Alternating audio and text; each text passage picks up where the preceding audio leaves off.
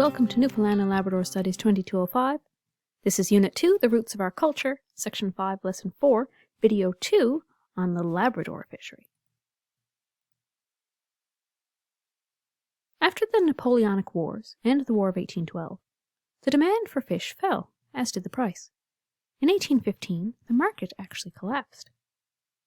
Additionally, there was a depletion in cod stocks that had been fished the longest, such as around Conception, Trinity, and Bonavista Bays. This led to fishers looking further for fishing grounds. By the 1820s, people began sailing to the coast of Labrador to fish during the summers. This provided sealing vessels with use in the off-season, but only people who owned schooners, jackboats, or bully boats were able to travel north. Considering they would be away for months, many fishers even brought their families with them to help with the work. Now, there were two main groups of people involved in this fishery. They were called stationers and floaters. Stationers set up living quarters on the shore and fished every day in small boats like dories. They also dry cured their fish on shore as it was being caught. What you see here is an image of a stationer family. But then there was also floaters. They stayed on their vessels, fishing with seines and hand lines, and often traveled further north than stationers. They packed their fish in salt and brought it back to Newfoundland at the end of the season to be dried there. Both of the methods had their drawbacks. The cooler, damp weather in Labrador produced a lower quality dry cure, while packed fish of the floaters risked damage being packed for so long before being dried. Generally, the fish caught in the Labrador fishery produced a lower quality, therefore lower priced fish, but the catches were larger than those who fished inshore around the island. I wanted to point out this image, which is from your textbook, and you can see here there's a little boy who's actually helping with the fish processing.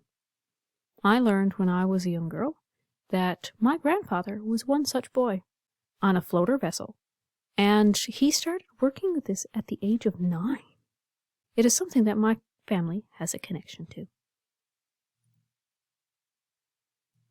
So there were contributions to the decline of this fishery.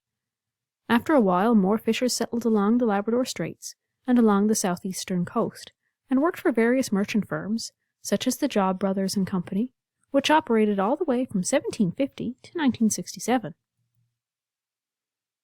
By the mid-1860s, the catch rate for the Labrador fishery began to decline due to pressures from Newfoundland, American, and Canadian fishers.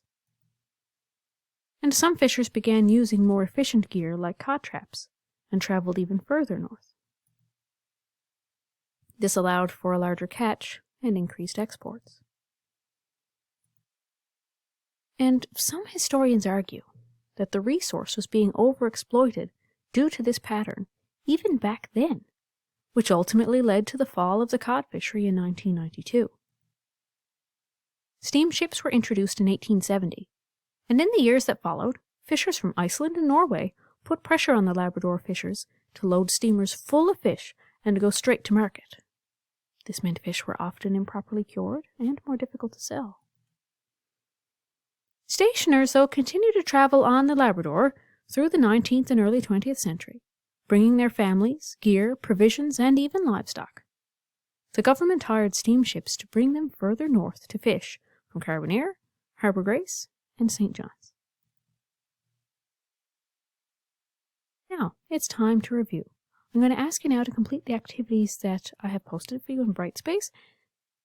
One that's very important are the Fishery Facts graphic organizers, which are throughout these fishery lessons.